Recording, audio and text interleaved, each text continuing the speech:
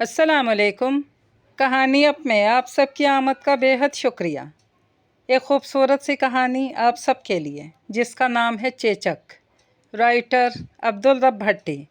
अगर आपने अभी तक मेरे चैनल को सब्सक्राइब नहीं किया तो कर लीजिए, कमेंट, लाइक और शेयर भी ज़रूर कीजिएगा। तो फिर कहानी सुन लीजिए। सर्दियों की ठिठुरती शाम थी। यकबस्ता हवाओं के थपेड़ों ने सड़कों और बाज़ारों को वीरान कर रखा था। एक पुरानी तर्ज की रिहायशी इमारत जिसकी छतें ऊंची और कमरे कुशादा थे। ये इसी इमारत के कमरे का मंजर है। ये नशिस्त गाह है। इसकी खिड़की बंद थी और भारी पर्दे लटके हुए थे। आतिशदान में बिजली का हीटर जल रहा था। कमरे की फ़ज़ा गर्म थी, बिल्कुल किसी आगोश मादर की तरह नर्म और पुरसकून। कमरे में एक अजीब किस्म की नामालूम सी पुरस्रारियत का गुमान महसूस होता था, जैसे कुछ होने वाला हो या हो चुका हो। नशिस्तगाह में दो अफराद थे, एक नौजवान और दूसरा मुअम्मर शख्स। नौजवान काउच पर आंखें मूंदे दराज पड़ा था, न जाने वो सो रहा था या फिर बेहोश था। उसके सामने आराम कुर्सी पर वो मुअम्मर शख्स विराजमान था, जिसकी यकटक सी नज़रें इसी दराज नौजवान पर जमी हुई थी। वो बैक वक्त दो मुख्तलिफ कैफियत का शिकार था, गम और गुस्सा। मुअम्मर शख्स का नाम कलीम था, सर्जन कलीमुद्दीन, और काउच पर दराज नौजवान फ़हीम, जो इनका भांजा था, सगा भांजा। सर्जन कलीम को गुस्सा अपने इस भांजे फ़हीम पर और गम अपने बड़े भाई तमीज़ुद्दीन की मौत का था, जिसे आज ही वो अपने हाथों से दफना कर आ रहा था। इसे अपने मरहूम भाई की बहुत सी बातें याद आ रही थी, खुशगवार और कभी आंखों को पुरनम कर देने वाली बातें। मरहूम तमीज़ुद्दीन अपने भांजे फ़हीम से बहुत मोहब्बत करते थे। मुमकिन है इसकी वजह यह हो कि फ़हीम उनकी जवानी की नकल था। वैसा ही दराज का दोहरा बदन, खिलता हुआ गंदमी रंग, कुशादा पेशानी और इस पर झूलने वाली बालों की लटें। वो भी फ़हीम की तरह अपनी जवानी में खूबसूरत और खुश लिबास थे, लेकिन कामचोर और आवारा नहीं थे। उन्होंने खूब मेहनत की, शादी भी की और एक कामयाब ज़िंदगी गुजारी, लेकिन गुज़श्ता शब उनकी मौत तभी नहीं थी, जिसका सर्जन कलीम को बहुत दुख हुआ था। हो सकता है मरहूम तमीज़ुद्दीन की अपने आवारा और निकम्मे भांजे से मोहब्बत की एक वजह यह भी रही हो कि वो खुद बे औलाद थे। इन्हें एक बेटे की बड़ी तमन्ना थी, लेकिन बीवी की हद से बढ़ी हुई चाहत औलाद की ख्वाहिश पर गालिब आ गई। यूँ वो फ़हीम को औलाद की तरह चाहने लगे। यहाँ ख़ुद फ़हीम उनकी मोहब्बत से नाजायज़ फ़ायदा उठाने में कभी नहीं चूकता था। वो उनकी मोहब्बत की कीमत पैसों की सूरत वसूल करता था। मुख्तलिफ बहानों से छोटी मोटी रकम ऐंठते रहना गोया इसका महबूब मशगला बन चुका था, जबकि मरहूम जेब खर्च के नाम पर उसे हर माह एक बेहद माकूल रकम भी देते थे। हत्ता कि बीवी के इंतकाल के बाद उन्होंने बरमला ऐलान कर दिया था कि फ़हीम उनकी दौलत और जायदाद का बड़ा वारिस होगा, और तवक्को ज़ाहिर की थी कि दूसरे लोग उनकी ख्वाहिश का एहतराम करेंगे। इस सिलसिले में उन्होंने बाकायदा वसीयतनामा भी मुरतब किया था, जिसके अंदराज का सभी को इल्म था।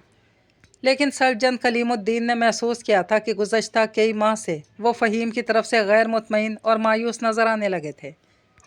यहाँ तक कि वो दबी दबी ज़ुबान से फ़हीम के हक़ में लिखे हुए वसीयतनामे को तब्दील करने की बातें भी करने लगे थे। फिर एक रोज़ 3 हफ़्ते पहले तमीज़ुद्दीन ने मुलाकात होने पर बड़े दिल गिरफ्तार लहजे में अपने भाई सर्जन कलीमुद्दीन से कहा, कलीम, अब इस बात की तस्दीक हो गई है कि फ़हीम को जुए की लत पड़ गई है। इस पर कलीमुद्दीन ने पूछा था, भाईजान, क्या फ़हीम आपसे लंबी रकमें ऐंठने लगा है?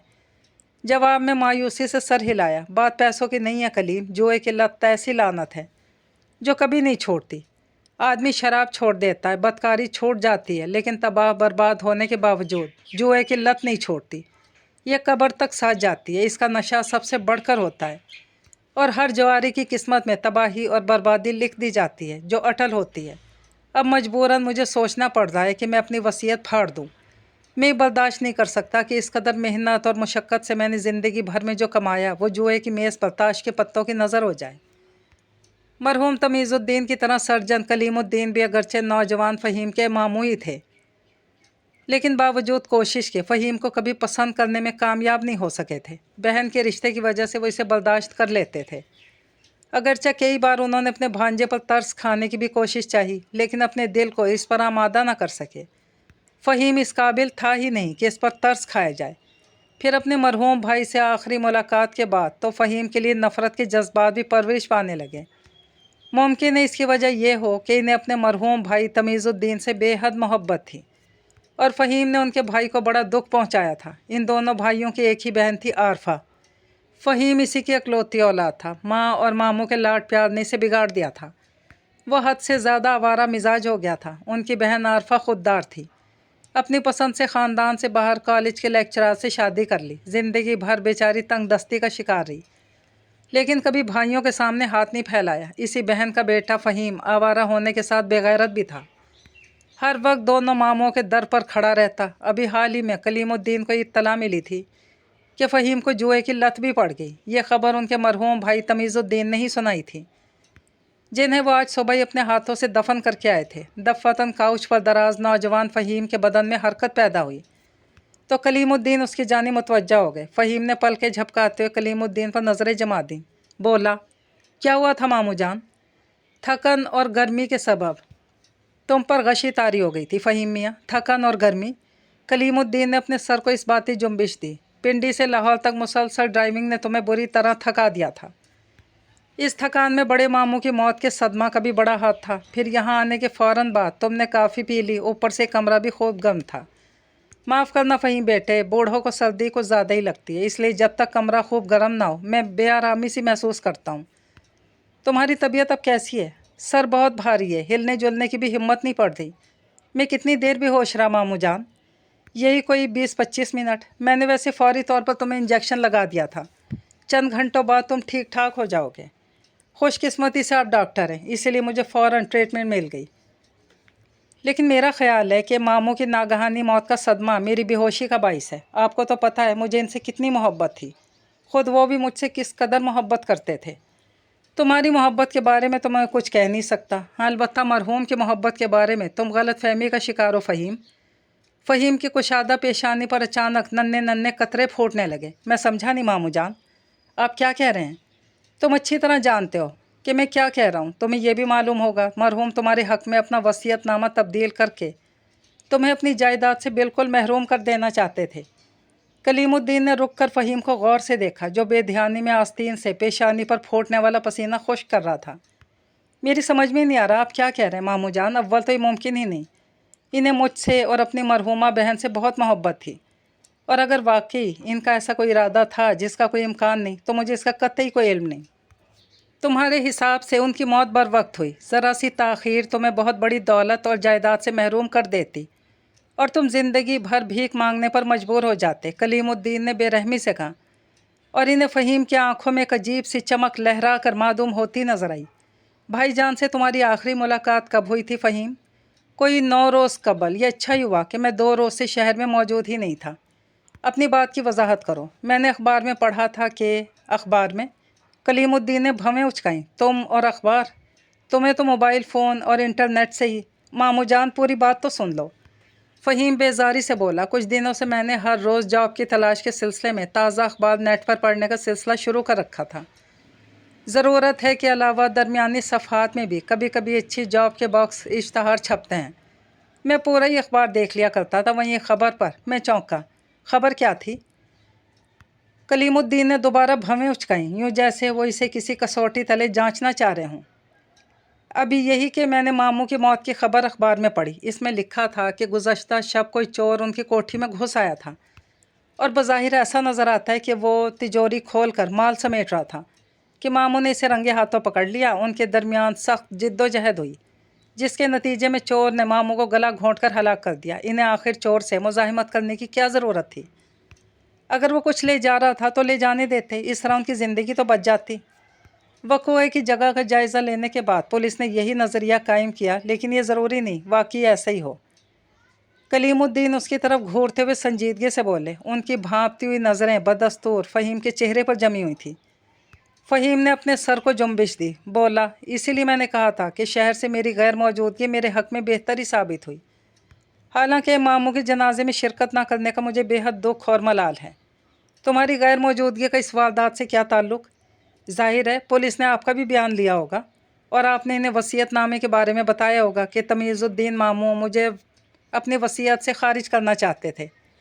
हाँ, पुलिस इस ज़ाविये से सोच सकती है।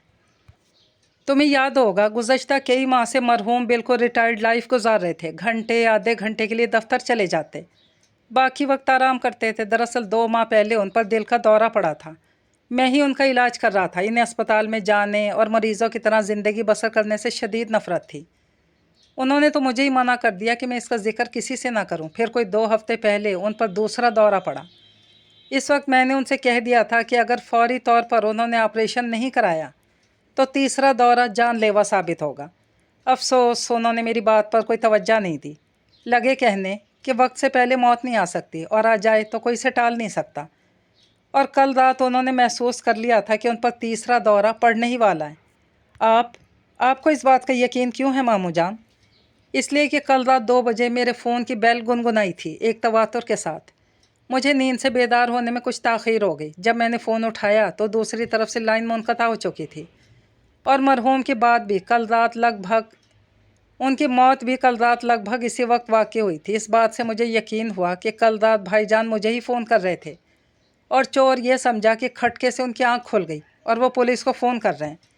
اس غلط فہمی نے چور کو قاتل بنا دیا۔ اس نے مرحوم کو زبردستی فون پر بات کرنے سے روکنا چاہا، تبھی ان کے درمیان ہاتھا پائی ہوئی ہوگی، جس مزاحمت کے دوران مرحوم کا گلا چور کی گرفت میں آ گیا۔ اور اگر وہ انہیں ان کے حال پر چھوڑ دیتا تب بھی وہ تیسرے دورے سے جان بر نہیں ہو سکتے تھے۔ فہیم کا چہرہ دھلے ہوئے کپڑے کی طرح سفید پڑ گیا، تاہم خود کلامیہ انداز میں بڑبڑایا، بڑا ہی بدقسمت چور تھا۔ بالکل، کلیم الدین نے تائید کرتے ہوئے کہا۔ پھر اسے ملا کیا؟ بھائی جان گھر میں چند ہزار روپوں سے زیادہ رقم نہیں رکھتے تھے۔ ان چند ہزار روپوں کی خاطر وہ قاتل بن گیا، اور اگر وہ صرف چوری کا مرتکب ہوتا تو پکڑے جانے پر اسے محض چند سال کی سزا ہوتی، لیکن اب اسے سزائے موت سے کوئی نہیں بچا سکتا۔ وہ چند ہزار روپے اس کے لیے پھانسی کا پھندا ہی بن گئے۔ بشرطے کہ چور پکڑا جائے۔ فہیم کی آواز نیچی تھی۔ وہ ضرور پکڑا جائے گا، زیادہ سے زیادہ مزید 24 گھنٹے آزاد رہ سکتا ہے۔ لیکن فہیم، تمہاری طبیعت تو ٹھیک ہے نا؟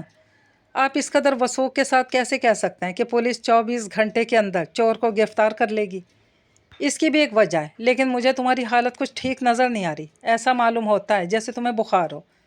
ٹھہرو، میں بھی تمہارا معائنہ کرتا ہوں۔ میں بالکل ٹھیک ہوں ماموں جان، فہیم نے گریبان کے اندر ہاتھ ڈال کر سینہ کھجاتے ہوئے جواب دیا۔ آپ یہ بتائیں کہ چور آخر کس طرح پکڑا جائے گا؟ تمہارا بے ہوش ہو جانا، پھر اب یہ بخار جیسی کیفیت، مجھے آثار کچھ اچھے نظر نہیں آ رہے۔ ماموں جان، میں بالکل ٹھیک ہوں، فہیم نے گریبان کے بٹن کھول کر سینے کو مسلتے ہوئے کہا۔ میں چور کے بارے میں پوچھ رہا تھا کہ آخر اس کا پکڑا جانا کیوں یقین نہیں ہے؟ یہ راز کی بات ہے فہیم میاں، تمہیں بتانے میں کوئی حرج نہیں۔ دراصل چند روز پہلے مرحوم بھائی جان کو چیچک نکل آئی تھی۔ چیچک؟ کلیم الدین نے اپنے سر کو اس بات کی جنبش دی۔ انہوں نے بچپن میں کبھی کوئی حفاظتی ٹیکہ نہیں لگوایا تھا، اور اب تو ہمارے ملک سے چیچک کا خاتمہ ہو گیا۔ اسی لیے بچوں کو بھی چیچک سے بچاؤ کے ٹیکے نہیں لگائے جاتے، لیکن بھائی جان کے جسم میں اس کے جراثیم موجود تھے، اور اس عمر میں جب دل کے دوروں کی وجہ سے ان کے بدن کا دفاعی نظام کمزور پڑا تو جراثیم غالب آ گئے۔ میں نے ان سے بہت کہا فوراً وبائی امراض کے اسپتال میں داخل ہو جائیں، کیونکہ مسئلہ بے حد نازک ہے، اور ان کی ذات تک محدود نہیں، ہنگامی بنیادوں پر اس محلے کے ہر فرد کو چیچک سے بچاؤ کے ٹیکے لگنے چاہیے جہاں ان کی رہائش ہے۔ اس کے علاوہ ان کے دفتر، ان کے کارخانے کے سارے عملے کو بھی ٹیکے لگنے ضروری ہیں، تاکہ اس مرض کے پھیلنے کا ہر امکان ختم ہو جائے۔ لیکن وہ نہ مانے۔ انہوں نے مجھے بتایا کہ چیچک کے وہ خارش نما دانے اسی روز نمودار ہوئے تھے، اور انہوں نے فوراً ہی مجھے بلا کر معائنہ کروایا۔ اب وہ کسی کو بھی اپنے قریب نہیں آنے دیں گے، کسی گھریلو ملازم کو بھی نہیں۔ وہ خود کو اپنی خوابگاہ میں قید کر لیں گے تاکہ کسی دوسرے کو منحوس بیماری نہ لگنے پائے، یہاں تک کہ میرے علاج سے مکمل طور پر صحت یاب ہو جائیں۔ انہیں اس کی بھی پرواہ نہیں تھی کہ چیچک کے علاج کے لیے وبائی امراض کے اسپتالوں میں مخصوص قسم کے آلے اور مشینیں ہوتی ہیں۔ میرا علاج انہیں صحت یاب تو ضرور کر دے گا، لیکن چیچک کے داغ ان کے چہرے کو بدصورت اور بھیانک بنا دیں گے۔ بھائی جان علاج کے معاملے میں بہت ضدی اور غیر ذمہ دار تھے۔ انہوں نے مجھے رازداری کی قسم دی تھی، لیکن اس چور کی بدقسمتی کہ وہ ان سے لپٹ گیا، اور انہیں گلا گھونٹ کر ہلاک کرنے کی وجہ سے اس کے ہاتھ بھائی جان کے حلق سے ضرور لگے ہوں گے، اور اس طرح چیچک کے جراثیم یقینی طور پر چور کے جسم میں منتقل ہو گئے ہوں گے۔ اب 24 گھنٹوں کے اندر اس پر چیچک کا حملہ ہوگا، اور جب وہ کسی ڈاکٹر سے علاج کے لیے رجوع کرے گا تو ان دانوں کو دیکھتے ہی ڈاکٹر سمجھ جائے گا کہ وہ چیچک کے دان ہیں۔ یوں وہ قانون کے مطابق فوراً اسے وبائی امراض کے اسپتال میں داخل ہونے کا مشورہ دے گا، اور خود اس کا علاج نہیں کرے گا۔ جب چیچک کا کوئی مریض کسی اسپتال میں داخل ہوگا तो अस्पताल की इंतज़ामिया फ़ौरन पुलिस को इसकी इत्तला देगी, क्योंकि पुलिस ने वबाई अमराज के तमाम अस्पतालों को ख़बरदार कर दिया है कि जो ही ऐसा कोई मरीज़ किसी अस्पताल में दाखिल किया जाए, इन्हें फ़ौरन इसकी इत्तला दी जाए। अब समझे तुम? चोर की गिरफ्तारी यकीनी है। अब मुझे तुम अपना मुआयना करने दो। फ़हीम पर सख्ती किसी कैफियत तारी थी। उसकी नज़रें अपने सीने पर जमी हुई थी और दहशत से इसका चेहरा ऐसा सफ़ेद पड़ गया जैसे किसी ने इसके बदन से खून का आखिरी कतरा भी निचोड़ लिया हो। अरे फ़हीम, ये तुम्हें क्या हुआ? कहते हुए कलीमुद्दीन अपनी नशीत से उठकर तेज़ी से अपने भांजे के करीब आए और झुककर फ़हीम का सीना देखने लगे, जो रगड़ने की वजह से सुर्ख हो रहा था और इस सुर्खी में बारीक बारीक दाने उभरे हुए नुमायां तौर पर नज़र आ रहे थे। अरे ये क्या, ये कैसे दाने हैं? ये गर्मी के दाने तो नहीं हो सकते। आजकल सर्दी का मौसम है, मैं भी देखता हूँ। मेरा मेडिकल बॉक्स कहाँ गया? लालदीन, उन्होंने ज़ोर से अपने मुलाजिम को आवाज़ दी, ज़रा मेरा मेडिकल बॉक्स तो लाना लालदीन। मामू जान, फ़हीम के हलक से फंसी फंसी सी आवाज़ निकली। कलीमुद्दीन ने पलट कर अपने भांजे की तरफ देखा। वो पसीने में शराबोर हो रहा था और दहशत ज़दा नज़रों से मामू की तरफ देख रहा था। तुम्हारी हालत तो बहुत ख़राब नज़र आती है फ़हीम, उन्होंने कलाई पकड़कर नब्ज़ टटोली। तुम्हारा बदन बर्फ़ की तरह ठंडा पड़ा है, नब्ज़ की रफ्तार भी हल्की है, ब्लड प्रेशर बहुत कम हो गया। ठहरो, मैं अभी तुम्हारा मुआयना करके दवा देता हूँ। कोई फ़ायदा नहीं मामू जान, कोई फ़ायदा नहीं। फ़हीम की आंखों से आंसुओं के मोटे मोटे कतरे गिरने लगे। बच्चों की तरह बिलक बिलक कर रोने लगा।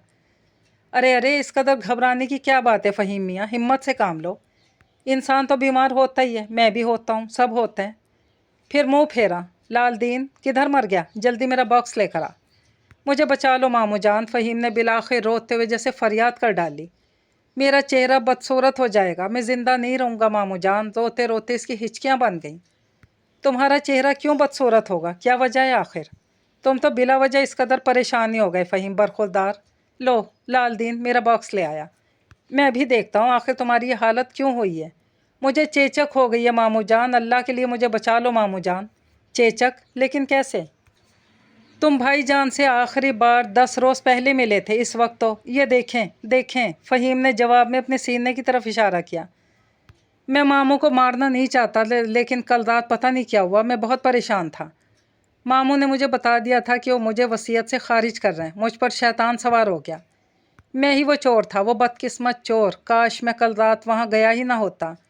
काश मामू जान को कत्ल ना करता। तुमने तिजोरी का ताला तोड़ा था ताकि पुलिस धोखा खा जाए। फ़हीम ने फ़ौरन सर को इस बात की जुम्बिश दी। मैं सदा का बदकिस्मत हूँ, चंद घंटे इंतज़ार कर लेता तो क्या हो जाता। वो बुरी तरह काउच से सर टकराने लगा। कलीमुद्दीन 2 कदम पीछे हट गए। वो नफ़रत भरी नज़रों से अपने भांजे को देख रहे थे। फ़हीम ने आंसुओं से तर चेहरा उठाकर उनकी जानिब देखा। मुझ पर रहम करें मामू जान, मुझे बदसूरत होने से बचा लें। रहम? तुमने भी तो अपने बूढ़े मामू पर बड़ा रहम किया था ना। कहते हुए उन्होंने आखिर में बावाज़े बुलंद पुकारा, इंस्पेक्टर। तभी भारी भरकम झूलते पर्दों के पीछे से बावर्दी पुलिस वाले बाहर निकल आए। इनमें से एक इंस्पेक्टर जैगम खान था, दूसरा उसका मातहत। आपने मुजरिम का इतराफ़ जुर्म सुन लिया इंस्पेक्टर, अब इसे मेरी नज़रों से दूर ले जाएं।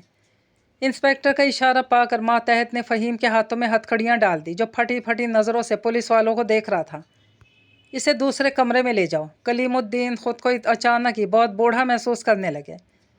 वो थके थके कदमों से एक सोफे पर बैठ के उन्होंने सर उठाकर अपने मुलाजिम की तरफ देखा, जो इनका मेडिकल बैग हाथ में लिए खड़ा था। तुमने सुन लिया फ़हीम ने क्या कहा था? मुलाजिम ने इस बात में सर हिलाया। इन बातों को अच्छी तरह याद रखना, अदालत के सामने तुम्हें भी बयान देना होगा। अब तुम जाओ और चाय बना लाओ। मुलाजिम के जाने के बाद चंद लहजे नशिस्तगाह में गहरा सकूत तारी रहा। इंस्पेक्टर अपने सामने बैठे मशहूर सर्जन कलीमुद्दीन को बड़े एहतराम से देख रहा था। आपने कमाल कर दिया कलीमुद्दीन साहब। ये अहमक कितनी आसानी से आपके बिछाए हुए जाल में फंस गया। एक आम आदमी के लिए डॉक्टर की ज़ुबान से निकला हुआ हर लफ्ज़ नाकाबिले तरदीद हकीकत होती है। इसकी जगह अगर कोई बहुत ही तजर्बाकार मुजरिम होता, वो भी फंस जाता। ये तो फिर अनाड़ी था, बच्चा था। क्या वाकई आपके मरहूम भाई दिल की बीमारी में मुब्तला थे? कलीमुद्दीन ने इनकार में सर हिलाया। गुज़श्ता 2-3 माह से इन्हें हाई ब्लड प्रेशर की शिकायत हो गई थी। मेरी हदायत पर उन्होंने तमाम जिम्मेदारियां अपने काबिले एतमाद मुलाजमीन के स्पुर्द कर दी। खुद ज़्यादा से ज़्यादा आराम करने लगे थे। बस यह हकीकत थी उनके दिल के दौरों की, जिसे वो बेवकूफ़ सच समझ बैठा। हाँ, इसे अपनी जल्दबाजी पर बड़ा अफसोस हो रहा था, लेकिन ये इसके सीने पर अचानक दाने कहाँ से नमूदार हो गए? मुझे इस पर पहले ही शक था कि इसने भाईजान का वसीयतनामा तब्दील करने से रोकने के लिए इन्हें कत्ल किया है और इस वारदात को चोरी की वारदात का रंग दे दिया। जैसे ही मेरे पास आया मैंने आपको फ़ोन करके बुला लिया और इसे चाय पिला दी जिसमें बेहोश करने वाली दवा मिली हुई थी। चाय पीकर ये बेहोश हो गया। आप लोगों को पर्दे के पीछे छुपाकर मैंने इसके सीने पर वो दवा मल दी जिसकी वजह से कुछ देर बाद खारिश होने लगती है और सुर्ख सुर्ख दाने जेल पर उभर आते हैं। जब इसे होश आया तो इसे दिल के दौरों और चेचक वाली कहानी सुना दी। जब इसे अपने सीने पर वो दाने नज़र आए और इनमें खारिश हुई तो ये समझा कि इसे मरहूम से चेचक की वबा लग गई, इसीलिए दहशत ज़दा हो गया। इसने फ़ौरन अपने जुर्म का इतराफ़ कर लिया। खूबसूरत था ना। हर खूबसूरत मर्द और औरत को अपनी ज़िंदगी से ज़्यादा अपनी खूबसूरती अजीज़ होती है। चेचक की दहशत ने इसका जहन माफ़ कर दिया, सोचने समझने की सलाहियत सल्ब कर ली। क्यों इंस्पेक्टर, 4 अफराद के सामने इतराफ़ जुर्म इसे फांसी तक पहुंचा देगा ना? इंस्पेक्टर ने अपने सर को इस बाती जुम्बिश देते हुए कहा, फांसी नहीं तो उम्र कैद तो ज़रूर हो ही जाएगी। ये कहानी यहीं पर तमाम हुई। मुझे दीजिए इजाज़त। अल्लाह पाक हाफिज़।